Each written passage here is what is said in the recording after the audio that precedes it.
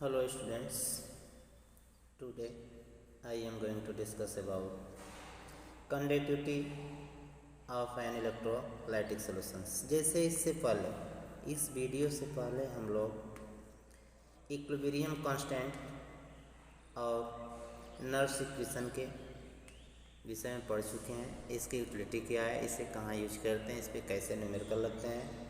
ठीक है, इसी क्रम में आज हम लोग इस वीडियो के माध्यम से मैं कंडक्टिविटी ऑफ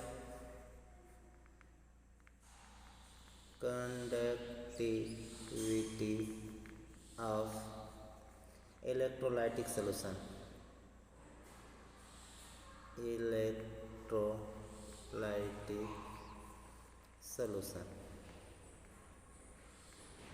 के विषय में स्टडी करेंगे। ठीक है, ये इलेक्ट्रोलाइटिक सॉल्यूशन होता है क्या है। सबसे पहले तो हमें देखेंगे व्हाट इज इलेक्ट्रोलाइटिक सॉल्यूशन।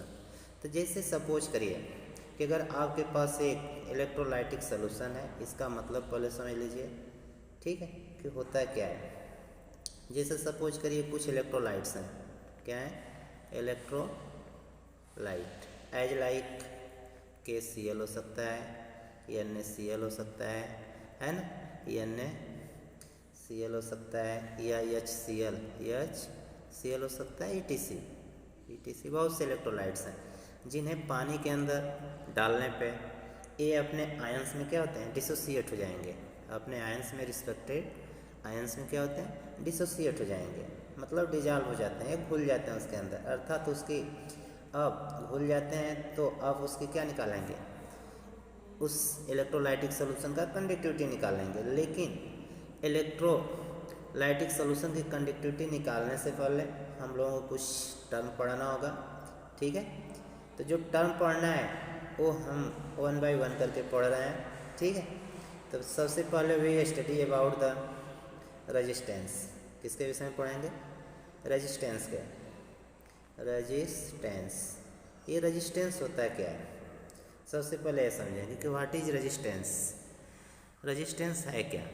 जैसे आप सभी लोग जानते हैं, मान लीजिए जैसे हम लोग कोई भी चीज़, जैसे अगर फिजिक्स के टर्म में देखते हैं, जैसे कोई ऑब्जेक्ट मोशन कर रही है तो आप देखेंगे धीरे धीरे वो स्लो होने लगती है। पहले तो फास्ट चलती है ना, फिर धीरे धीरे वो स्लो होती है। अगर उस पर कोई एक्सटर्नल फोर्स न लगाया जाए चलाने के लिए तो स्लो होता चला जाता है और लास्ट में वो क्या होता है, बॉडी स्टॉप हो जाएगा, है ना।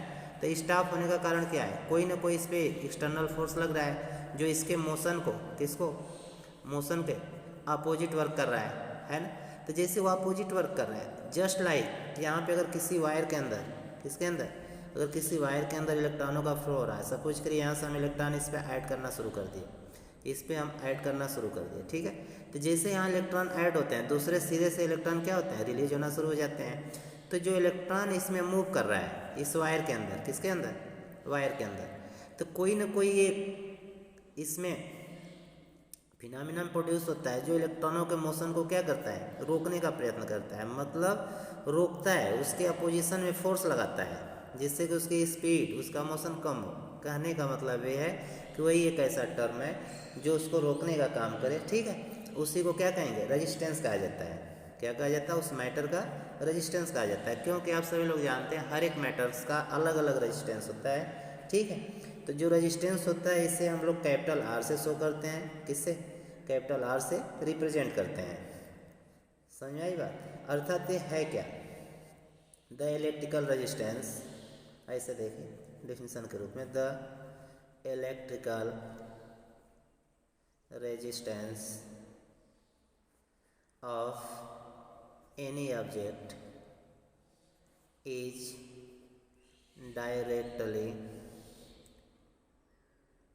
directly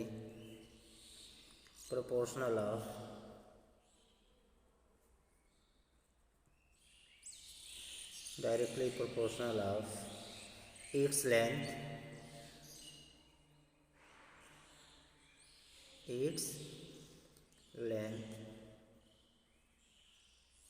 इसको L से शो करेंगे, एंड इनवर्सली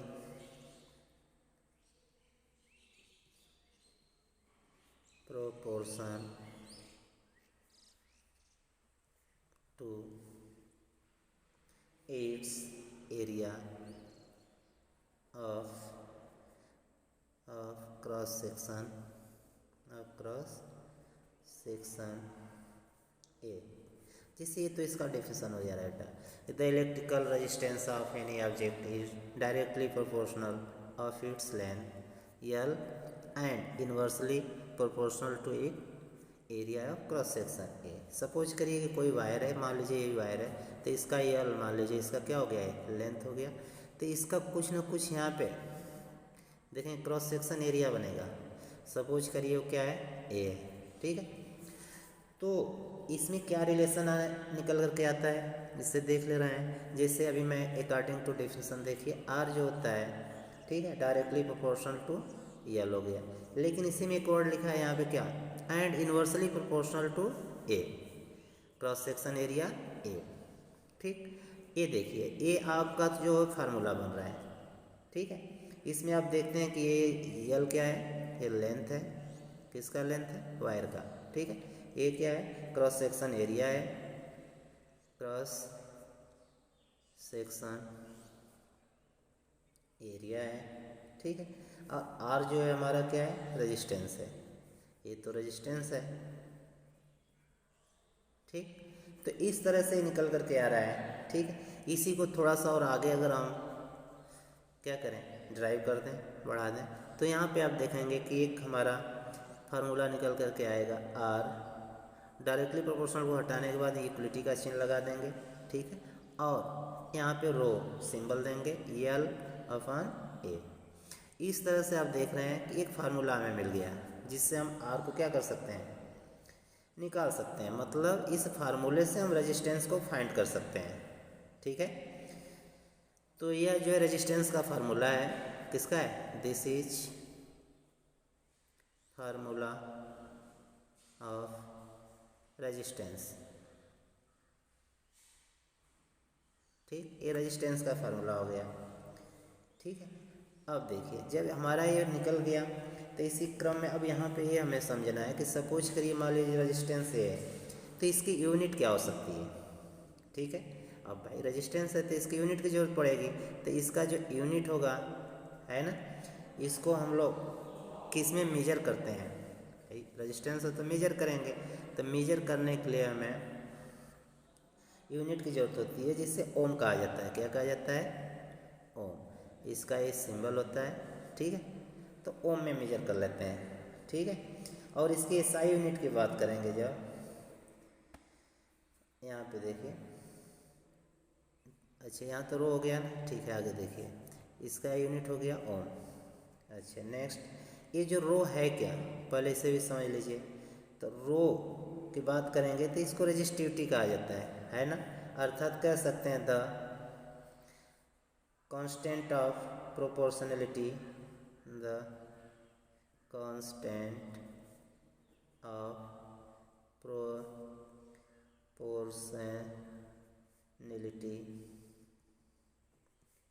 is called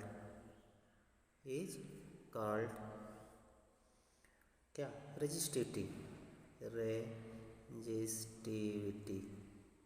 मतलब रेजिस्टिविटी का मतलब जो रो देख रहे हैं ना, इसी को हम क्या कहेंगे, रेजिस्टिविटी कहते हैं। क्या कहते हैं, रेजिस्टिविटी कहते हैं। तो बेटा एक टर्म यहाँ पे भी निकल करके आ रहा है, रेजिस्टिविटी। क्या निकल करके आया, रेजिस्टिविटी। तो अब इसका मतलब समझ लिए कि है क्या रेजिस्टिविटी। जैसे अभी हम बताए कि जो रेजिस्टिविटी होता है एक कांस्टेंट ऑफ प्रोपोर्शनलिटी है।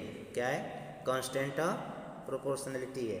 लेकिन इस है क्या, इसको निकालें कैसे, सपोज करिए, है ना। इसका मतलब क्या है कि अगर आपके पास 1 मीटर लंबा वायर है, कितना, 1 मीटर लेंथ का वायर है ना।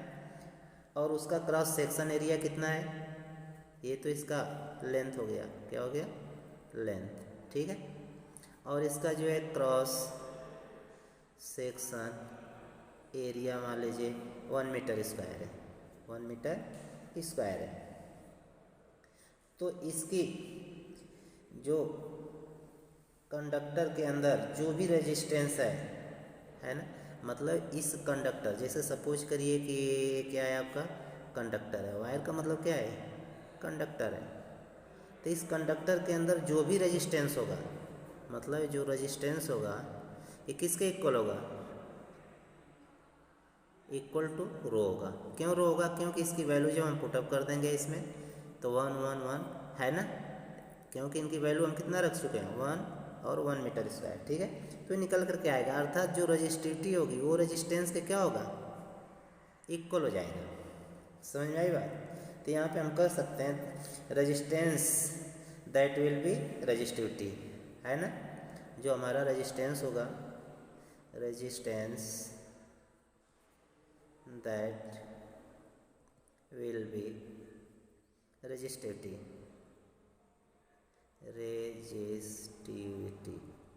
ये उसके इक्वल हो गया, ठीक है। तो जो रजिस्टिविटी है एक किसी भी सब्सटेंस के अंदर, ठीक है, उसके रेजिस्टेंस को ही शो कर रहा है ना। तो resistivity of substance is its resistance when it are the 1 meter long and its area cross section is 1 meter. जैसे भी मैं बताया कि जब कोई भी कंडक्टर से अगर उसकी लेंथ को 1 मीटर ले लिया जाए, है ना, और उसके क्रॉस सेक्शन एरिया को कितना, तो वो शो करेगा किसको, उसके रेजिस्टेंस के इक्वल हो जाएगी उसकी रजिस्टिविटी, ठीक है। अच्छा बेटा, तो यहाँ पे हम कह सकते हैं कि जो हमारा resistance show by the conductors when 1 meter long cross section area इतना, तो यहाँ पे इससे हम निकाल सकते हैं, देखिए resistivity rho equal to R A upon L. इससे हम इस फार्मूले से रजिस्टिविटी को भी फाइंड आउट कर सकते हैं, है ना। तो इसकी यूनिट क्या होगी, यूनिट ओम मीटर, क्या होती है, ओम मीटर, ठीक है, ओम मीटर,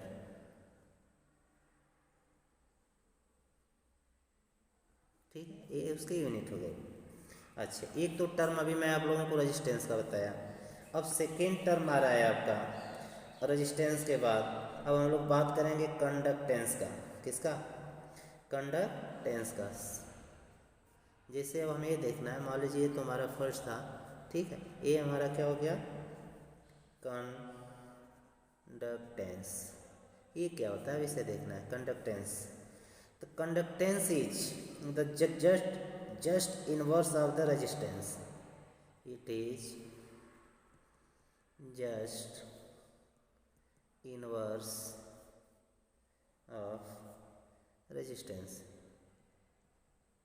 ये रेजिस्टेंस का मतलब आर का क्या होता है, अपोजिट होता है, इनवर्स होता है। इनवर्स का मतलब क्या, अपोजिट कर सकते हैं, है ना, या रेसिप्रोकल कह सकते हैं इसको, कि जो हमारा कंडक्टेंस होता है it is the reciprocal of resistance. ये रेजिस्टेंस का रेसिप्रोकल होता है, क्लियर। तो अब इसके लिए भी हम लोग फार्मूला फाइंड आउट करेंगे। जैसे इसे हम लोग कंडक्टेंस को जी से शो करते हैं, किससे, इसको जी से, अर्थात जी जो होगा capital G equal to 1/r हो जाएगा, 1/r, है ना। तो 1/r, ये तो जी कंडक्टेंस हो गया। अब आर की वैल्यू हम यहाँ से पुटअप कर लेंगे, है ना, यहाँ पे निकाल चुके हैं।